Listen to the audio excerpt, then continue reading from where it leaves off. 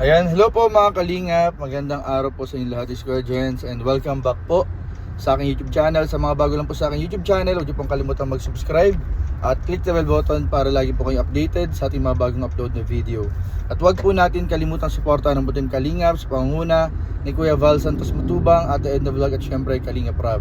At pakisuportahan din po ang mga kasama sa Butim Kalingap. Nandiyan po ang K-Boys, Kalingap Partner, Kalingap Reactor at lahat po ng charity vlogger sa buong Pilipinas sa tumutulong sa mga kababayan natin na lahat may hirap. Suportahan po natin lahat, guys. So ngayong araw mga kalingap, meron po tayong pag-uusapan, isang mainit-init pang topic, isang mainit-init pang pinag-uusapan ng mga reactor at pinag-uusapan po ng mga nakaabang sa istoryang ito mga kalingap. Yan po mga kalingap ay patungkol po sa isiniwalat o binuking ni Bopil mga kalingap, patungkol po kay Mang Iking, also known as Dr. Love mga kalingap. So totoo nga ba ito mga kalingap?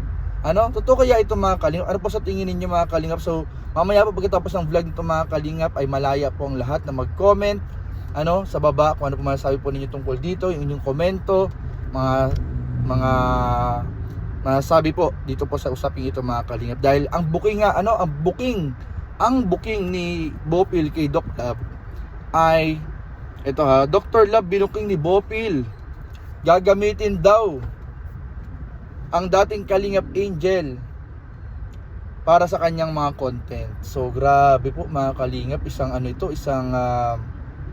paratang ito mga kalingap. Pero kung papanoorin ninyo yung reaction video kasi dito ni Bopil, ay meron siyang binabasehan galing din mismo sa live ni Dr. Love, ni Mang Iking mga kalingap. Yung reaction dito ni Bopil, yung nasabi po niya dito ay binase lang sa naging reaction po sa live po, sa mga sinabi sa live ni Mang Iking o ni Dr. Love.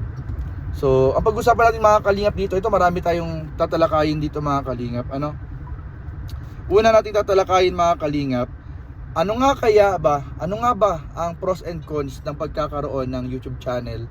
Dahil alam naman natin lahat mga kalingap na si V, dating Kalingap Angel, ay gumawa na ng kanyang channel po mga kalingap. So may channel na po siya. Ano nga ba ang pros and cons ng pagkakaroon ng YouTube channel? So yan po yung ating pag-uusapan mga kalingap. At bukod po dyan mga kalingap, ano nga ba ang maaaring kaharapin sa social media world pag meron ka ng YouTube channel? Ano nga ba ang mga pwede niyang kaharapin? Ang dapat niyang i-expect? Kasi sa social media halo-halo yan, hindi lang good vibes, hindi lang magagandang usapan. Meron din diyan din nagsisimula sa social media ang toxic, ang gulo, ang sagutan. So dapat handa ka pag gagawa ka ng YouTube channel. Handa ka dapat na pumasok sa itong klaseng mundo ng social media. So sunod, pag-usapan din natin mga kalingap, yung kung maalala ninyo mga kalingap sa Rafi Tulfo in Action, may part kasi doon na sinabi si V, yung dating beneficiary, dating Kalingap Angel, na bawal lang mag-content sa kanya si Doc Love. Bawal na siyang i-content, bawal na siyang gamitin sa mga content nito. So nakita ni Bopil na ito kaya ay paraan ni Dr. Love para may content niya paunti-unti o makapasok siya sa pagko-content kay Viancy. Kaya pinupush niya itong mag-live na o gumawa na ng vlog. So yun yung mga sinabi ni Bopil mga kalingap. So yun, titingnan natin mga kalingap yung anggulo na yun, yung pagbabawal ni V kay Dr. Love na i-content siya. So syempre alam naman natin malaking epekto niyan sa YouTube channel ni Dr. Love, ni Mang Iking. Sunod, yan yung pagpupursige nga mga kalingap. Ano nga ba ang dahilan, ang maaaring dahilan ni Mang Iking o Dr. Love sa pagpupursige nito kay V na gumawa na ng content, mag-vlog, mag-live? Kasi parang sa mga live daw nito talagang pinupursige niya na, mag-live ka na o maggawa ka na ng vlog mo, mag-upload ka na. So ito nga ba ay napapanahon, lalo na ngayon sa kainitan pa mga kalingap ng kainitan ngayon ng issue pa, ilang araw pa na nakakalipas. So syempre maraming nag-a-advise din naman TV, isa na tayo na kung talagang gusto niya ng katahimikan ay wag na munang pumasok sa social media. I-off limit na muna lahat ng makikialam sa buhay nila. Lalo na yung mga nasa paligid na maaari silang i-content. So paano magkakaroon ng katahimikan? So yun po yung isang pag-uusapan din natin. At ang isa pa dyan mga kalingap na pag-uusapan po natin mga kalingap, ay yung napapanahon na ba? Napapanahon na ba talaga na mag-vlog si V, yung dating beneficiary, o pang sariling interest lang yung pagpupursige o yung advice ng mga tao na kapaligid sa kanya na siya ay gumawa na ng content, mag-live na, gumawa na ng YouTube channel. So yan ba ay napapanahon na ba mga kalingap? So yan din yung isang mga pag-uusapan pa natin mga kalingap. Marami tayong pag-uusapan. At ito, sinabi ni Bopil, sa obserbasyon niya kay Dr. Love sa mga live nito, sa mga sinasabi nito, ay tila ba ang concern lang nito ay ang views niya sa YouTube channel. Wala daw itong hindi daw ito totoong concern kay B, dahil kung talagang concern siya dito, hindi niya muna pupursigihin si V na maggawa ng channel o mag-vlog o mag-live. Pero ang nakikita kasi ni Bopil dito, kaya pinupursige ni Doc Love para mapasok niya, may content niya na ulit yung dating beneficiary at makabawi ulit ng views. So for the views nga lang ba talaga itong ginagawang ito ni Mang Iking kay V? So yan yung mga napansin po ni Bopil. So yan yung ating mga pag-uusapan mga kalingap. So umpisahan na natin mga kalingap, pros and cons.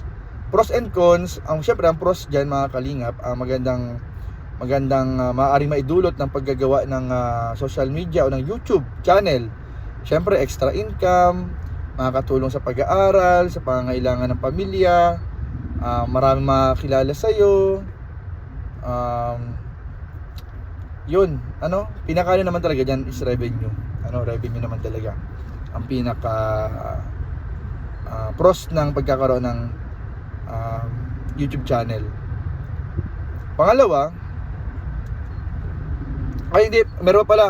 Ang pros pa pala ay may papaliwanag mo sa YouTube channel mo yung sariling side mo. Kung meron kang gustong maipaliwanag, meron kang gustong ipaalam sa mga viewers mo, sa mga sumusuporta, tumatangkilik sa'yo, ay malaya kang maiparating yan sa mga taong nanonood at nakasubscribe, nakafollow sa'yo sa iyong sariling YouTube channel. So, self-expression, magkakaroon ka ng freedom of speech sa iyong sariling YouTube channel. Ang consequence niyan mga kalingap, magiging medyo open book ang iyong buhay. Kung ano yung mga sinishare mo sa social media, ay syempre maraming nang pwedeng tumapik niyan, maaaring pwedeng gawing topic ng kahit na sino na meron ding mga YouTube channel. So medyo magiging open book. Kumbaga, kung gusto mo ng medyo tahimik na at pribadong buhay, hindi sagot ang social media. Hindi ina-advise ang social media. Kung ikaw ay isang taong gusto ng tahimik na buhay at pribadong buhay, hindi sagot or hindi makakatulong ang paggagawa ng social media. Sunod po mga kalingap,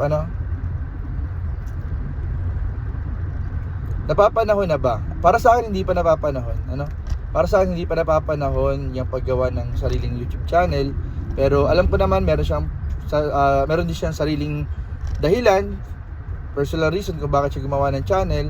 Kasi may nabasa rin naman tayo dun sa mga post sa Facebook na ang paggagawa daw niya ng channel is para may pagtanggol yung kanyang sarili, yung kanyang pamilya. So karapatan naman po niya yun mga kalingap.